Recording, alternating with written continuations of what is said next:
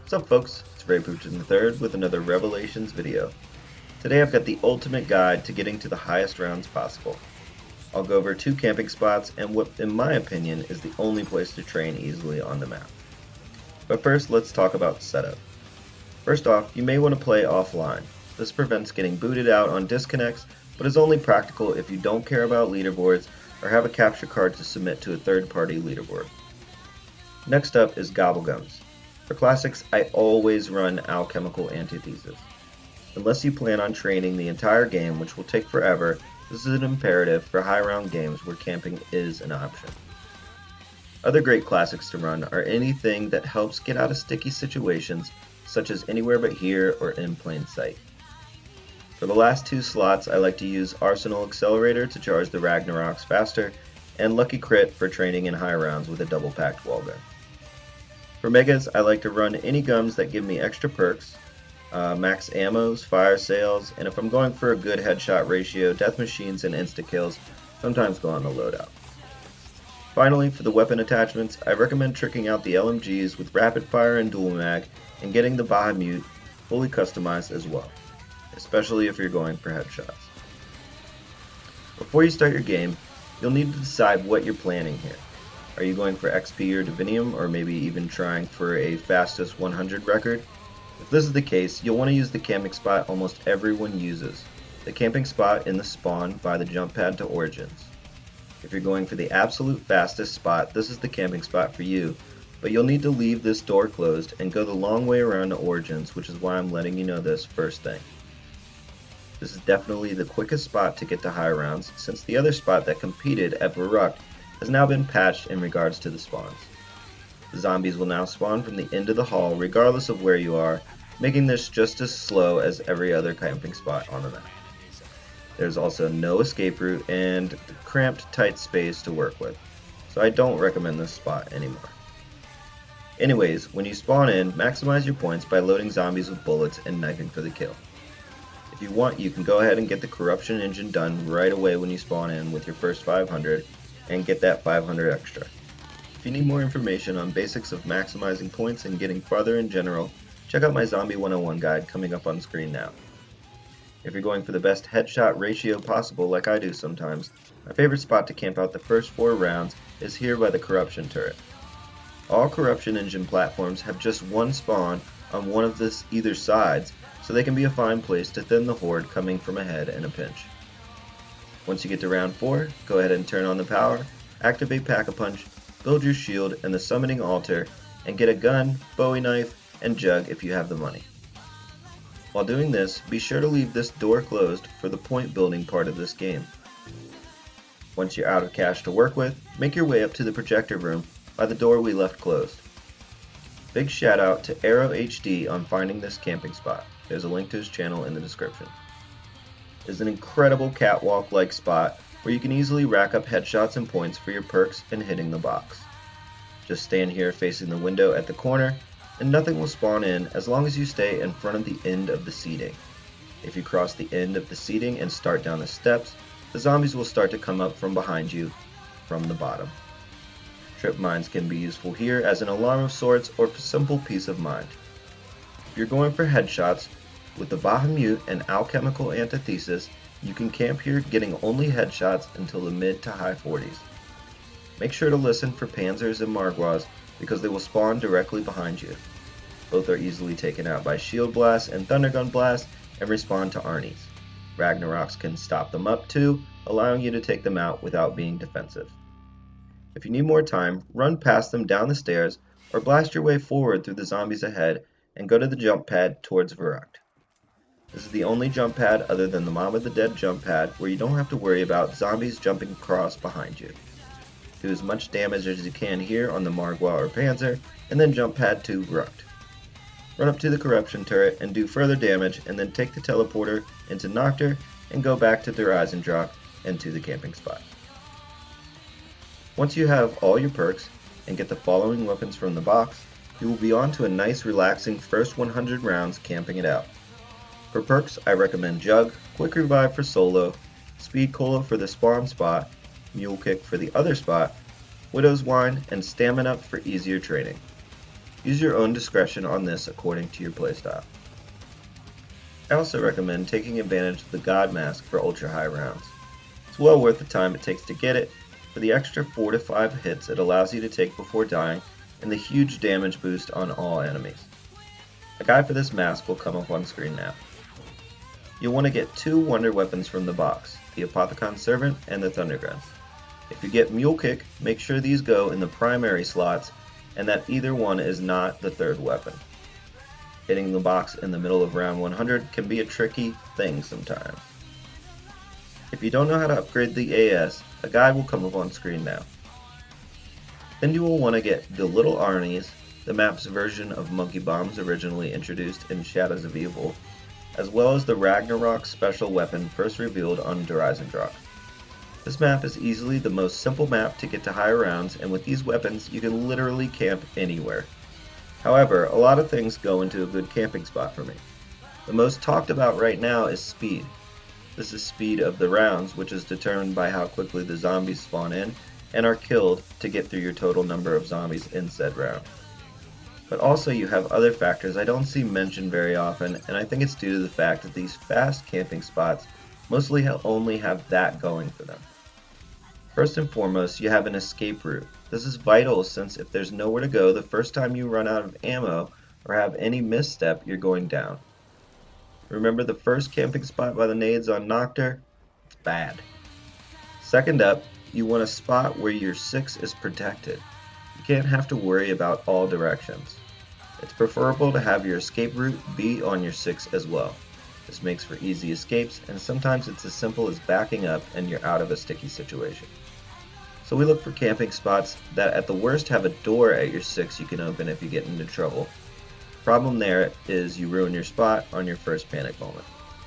Better is a drop off, a teleporter, a zipline, a jump pad, etc. at your 6. Next up we have ease of use. This is where the spawn camping strategy falls short. The zombies spawn in Origins and jump pad over, so you really have no safe zone but the corner by the pad or the door to spawn.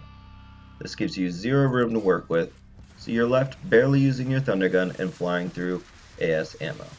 Insta-kills and death machines become worthless. The basic strategy here is to fire a black hole from the Apothicon Servant and fill up your Ragnarok meter. Place your Ragnaroks wherever you feel comfortable. I prefer here, but it doesn't really matter, as to not get hit you just stand directly in the center. I see a lot of people spamming the right trigger the whole time, but to me that defeats the purpose of camping. I camp to speed through the rounds, yes, but also to conserve energy for training later when the ammo is gone. I use the ground pound function to clear out any zombies, to place the trap and relax and watch the meter. When the Ragnaroks are out, this can be a great opportunity for a sip of coffee or your cold beer that's getting warm. When the meter runs out, pop a black hole and pick up your Ragnaroks immediately. Make sure you pay attention to the prompt so you don't accidentally open the door to spawn and ruin the spot. Then we have the Panzer spawns. This guy flies down on top of your head, spitting fire from a flamethrower at the beginning of some rounds. I've gotten red off of this immediately. You must jump across to Origins and run towards the corruption turret, kill him, and then flip the spawn and go back. If you're not a zombie vet with thousands of hours under your belt, this can sometimes be difficult. Special rounds are best done in Origins as well. When I see I'm getting a special round, I pop over to Origins and get myself into the nook by Gobblegum Machine and where the shield part can spawn. The Furies only teleport at you when they have a clear line of sight and are far enough away.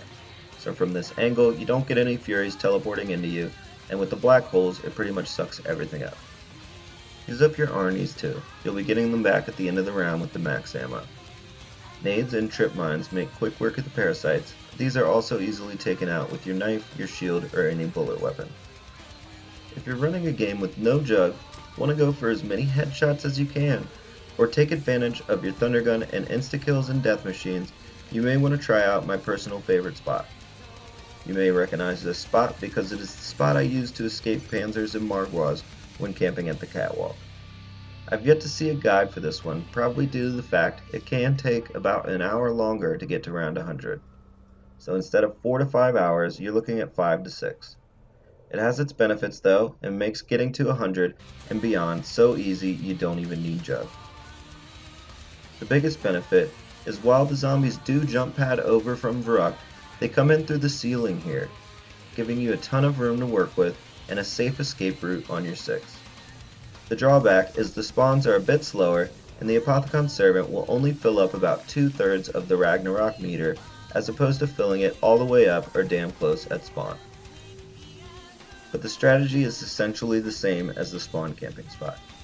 Fire your Apothicon Servant and fill up the meter 2/3 of the way. Use your Thunder Gun or another AS Black Hole to fill up the rest of your meter. Take advantage of your area and do a small half circle loop to let as many spawn as possible before firing. If you have Widow's Wine here, you can bunch them up even more. When your meter is full, use the Ground Smash to clear the way to place your trap here or closer to the jump pad. Any farther out and it will miss the zombies that jump pad over and also spawn through the ceiling. When your Ragnarok's trap is almost out of juice, get in close and pick it up. Back up and repeat the process. When a Panzer spawns, it will usually spawn in somewhere outside the room and make his way into the camping spot. Use Arnie's with Ragnaroks to stop him up and blast away at him with the Thunder Gun or the shield. It takes about 4 blasts from the Thunder Gun to kill him. If you need to, use the same strategy from the Catwalk and jump pad over to Verruct and loop back to this spot through the Noctur teleporters. If you took my advice on running Alchemical, get one of these as often as possible.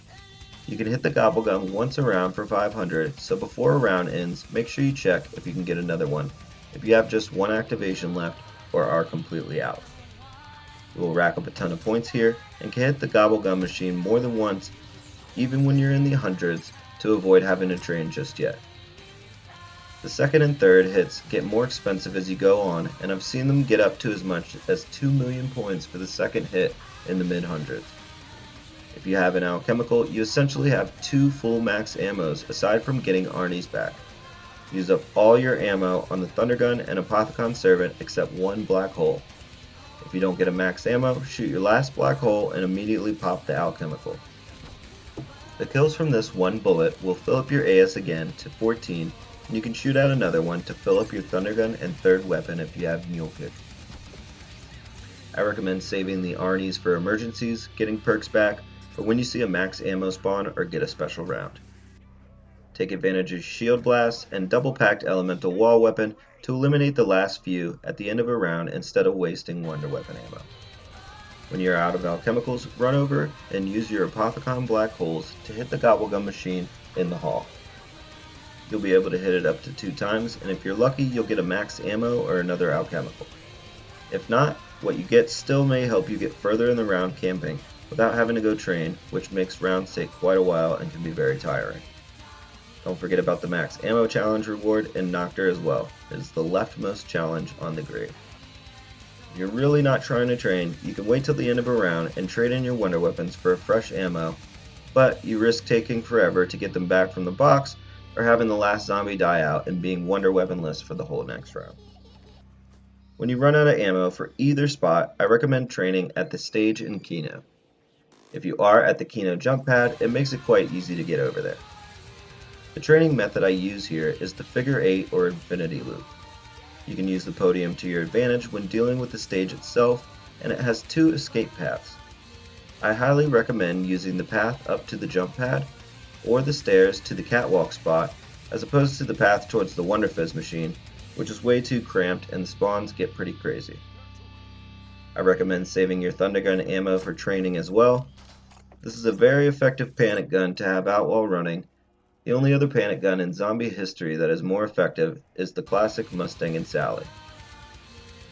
Even without any ammo at all, you can just grab the ICR on the wall and put Deadwire or Blast Furnace on it. These will both kill indefinitely into the high rounds. Take advantage of the Keeper Protector when you're in solo and out of quick revives, or when you are in a co-op game and don't want to risk venturing off to revive someone. I either take the Ragnaroks to the jump pad spot close by, or just place the trap in the center of the large area under the stage and just run my train through it. If you get a max ammo, special round, or score an ammo Gobblegum, breathe easy, it's time to return to your camping spot of choice. Anyways, that's all the information I have for high rounds on this map. Best of luck. Stay tuned for more Call of Duty Zombies videos. I hope this guide helped. Likes and subs are appreciated. Peace!